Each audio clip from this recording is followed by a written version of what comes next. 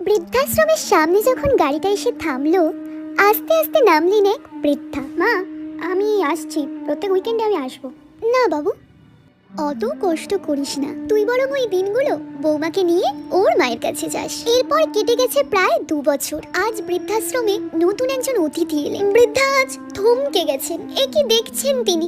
এ তো তার বৌমার নিজের মা। একসময় এনার মন্ত্রণাতেই তো তার সংসার ভেঙে গিয়েছিল। ফোনটা বেজে উঠলো। বাবু, কেমন আছিস রে? শোন না, বৌমাকে একটু ফোনটা দে তো। হ্যাঁ মা, বলুন। তুমি তো কোনোদিন এলে না আমার নতুন জায়গায়।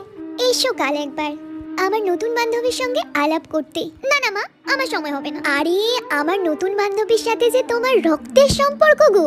আমার নতুন বান্ধবী তোমার মা। তোমার দাদার সংসারে নাকি তার জায়গা হচ্ছিল না, তাই এখানে রেখে গেছে আজ। আমার ব্যথায় তিনি আজ সমব্যথী গো।